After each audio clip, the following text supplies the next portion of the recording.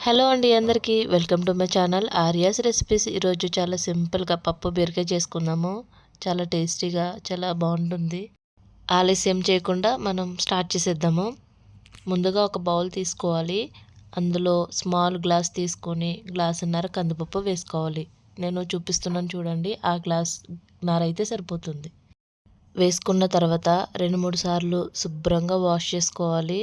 వీలైతే ఒక గంట ముందు నానబెట్టుకోండి. అప్పుడు మనకి పప్పు తొందరగా ఉడికిపోతుంది, ఇబ్బంది లేకుండా ఉంటుంది, తొందరగా రెసిపీ అయిపోతుంది.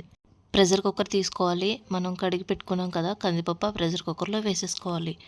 మనం ప్రెషర్ కుక్కర్లో అయితే విజిల్ వేపిస్తాం కాబట్టి చాలా తొందరగా అయిపోతుందండి. మీడియం సైజ్ బీరకాయ తీసుకోవాలి. అది చిన్న ముక్కల కింద కట్ చేసుకొని పక్కన పెట్టుకోవాలి. ఈ ప్రెషర్ కుక్కర్లో మనం కందిపప్పు వేసాం కదా, ఇప్పుడు ఇందులోనే మనం బీరకాయ ముక్కలు కట్ చేసి పెట్టుకున్నాం కదా, అవి కూడా వేసేసుకోవాలి. 2 పచ్చిమిర్చి, 1 టేబుల్ స్పూన్ సాల్ట్ వేసేసుకోండి. పప్పు బీరకాయ కాంబినేషన్ చాలా బాగుంటుంది. ఒక్కసారి తప్పకుండా ట్రై చేయండి. మళ్ళీ మళ్ళీ ఎప్పుడు వండుదామా అని ఎదురు చూస్తారో అంత బాగుంటుంది.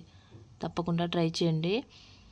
బీరకాయ ముక్కలు వేసేసిన తర్వాత ఒక పెద్ద టమాటీ తీసుకుని చిన్న ముక్కల కింద కట్ చేసుకుని టమాటీ కూడా యాడ్ చేసుకోవాలి. టమాటీ ఎక్కువ వేసుకోకూడదు, అలానే తక్కువ వేసుకోకూడదు. మనం ఒక్కటైతే సరిపోతుంది. ఎక్కువ వేసుకున్నా తక్కువ వేసుకున్నా మనకి ఈ బీరకాయ పప్పును పాడు చేస్తుంది. ఈక్వల్గా వేసుకుంటే సరిపోతుంది.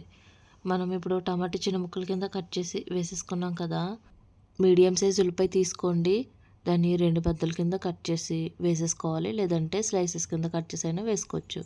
నేను పొడవుగా కట్ చేశానండి, పొడవుగా కట్ చేసి వేసాను. ఒక మీడియం సైజ్ ఉల్లిపాయ అయితే సరిపోతుంది. ఇప్పుడు ఇందులోనే 1/2 టేబుల్ స్పూన్ పసుపు వేసుకోండి.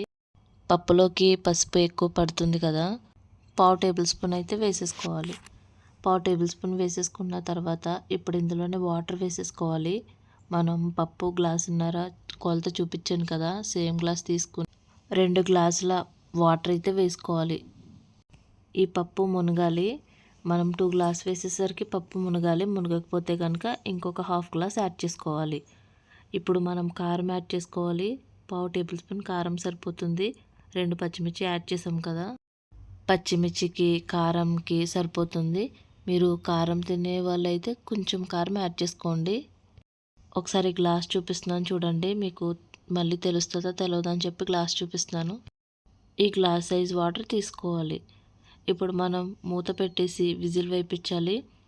2-3 విజిల్ వేపిస్తే సరిపోతుంది. మీకు తొందరగా ఉడికే కుక్కర్ అయితే ఒక విజిల్తో ఆఫ్ చేసేయండి.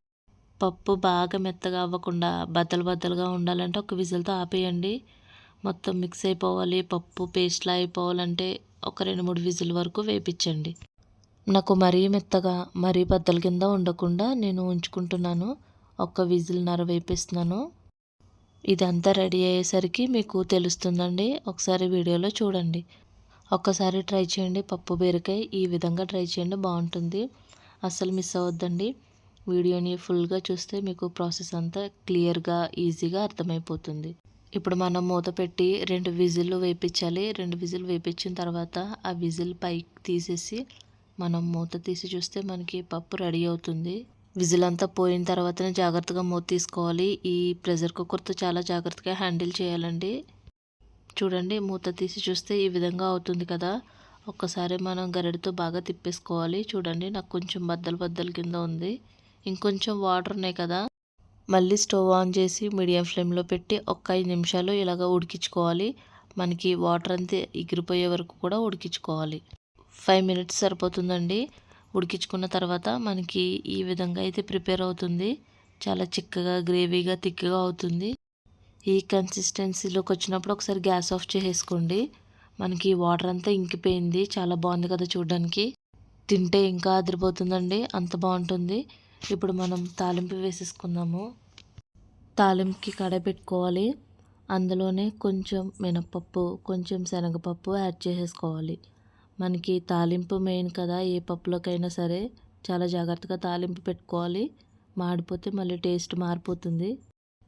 సో జాగ్రత్తగా తాలింపు పెట్టుకోవాలి. మనం తగినంత ఆయిల్ వేసుకోవాలి. మనం పప్పులో ఆయిల్ ఏమి యాడ్ చేయలేదు కదా, కాబట్టి ఒక 3 టేబుల్ స్పూన్ సరిపోతుంది. 3 టేబుల్ స్పూన్ ఆయిల్ యాడ్ చేసుకోండి. కొంచెం మినపప్పు, కొంచెం శనగపప్పు, 1 టేబుల్ స్పూన్ అయితే జీరా వేసుకోవాలి. జీలకర్ర వల్ల మనకి పప్పు టేస్ట్ మారుతుంది, చాలా బాగుంటుంది, ఫ్లేవరబుల్గా ఉంటుంది. ఇప్పుడు 1/2 టేబుల్ స్పూన్ ఆవాలు వేసుకోవాలి. పప్పులోకి కంపల్సరీ ఆవాలు మ్యాండేటరీ అండి. ఆవాలు అసలు స్కిప్ చేయొద్దు, చాలా టేస్ట్గా ఉంటుంది. ఇప్పుడు ఒక ఎండుమిర్చి తీసుకొని 2 ముక్కల కింద కట్ చేసుకొని యాడ్ చేసుకోవాలి. వెల్లుల్లి నా దగ్గర అవైలబుల్గా లేవండి ప్రజెంట్ అయితే, అందుకని నేను స్కిప్ చేశాను. మీరు స్కిప్ చేయొద్దు, కంపల్సరీ 3 వెల్లుల్లి రెబ్బలు ఉంటే వేసుకోండి. వెల్లుల్లి కూడా చాలా ఫ్లేవరబుల్గా ఉంటుంది. వెల్లుల్లి దంచుకుని వేసుకోండి, చాలా బాగుంటుంది టేస్ట్. అసలు స్కిప్ చేయొద్దు. నా దగ్గర ఉందని నేను స్టార్ట్ చేశానండి తాలింపు, కానీ వేసేసరికి లేదు. కొంచెం కరివేపాకు వేసుకోవాలి, అప్పటికప్పుడు ఫ్రెష్ది వేసుకోవాలి, టేస్ట్ బాగుంటుంది. తాలింపుకి రెడీ అయిపోయిందండి. ఒక్కసారి కలిపేసుకొని మనం పప్పులోకి టర్న్ చేసేసుకుందాము. పప్పులో వేసేసుకొని ఒక్కసారి గరిటెతో తిప్పి మనకి సాల్ట్ వేసుకోవాలి. 1 టేబుల్ స్పూన్ సాల్ట్ సరిపోతుంది మాకైతే, మీరు చూసుకుని వేసుకోండి. సాల్ట్ వేసుకుని ఒక్కసారి తిప్పేసుకోండి. సాల్ట్ వేసిన వీడియో స్కిప్ అయింది, అది కొంచెం చూసుకోండి. మన బీరకాయ పప్పు అనేది చాలా రెడీ అయిపోయిందండి. చాలా ఈజీగా సింపుల్గా చేసేసుకున్నాం కదా. ఇలాంటి సింపుల్ రెసిపీస్ కోసం మా ఛానల్ని సపోర్ట్ చేయండి. ఇంకా ఛానల్స్లో అన్నీ కూడా సింపుల్గానే ఉంటాయండి, హెవీగా ఏది చేయలేదు నేను రెసిపీ. తక్కువ ఇంగ్రీడియంట్స్తోనే ఎక్కువ టేస్ట్ వచ్చే రెసిపీస్ అన్నీ చెప్తున్నాను. టేస్ట్ బాగుండి సింపుల్ వేలో చెప్తున్నాను అంటే కనుక ఖచ్చితంగా మా ఛానల్ని సపోర్ట్ చేయండి. ప్లీజ్ సబ్స్క్రైబ్ చేసుకోండి. Thank you for watching. Bye friends.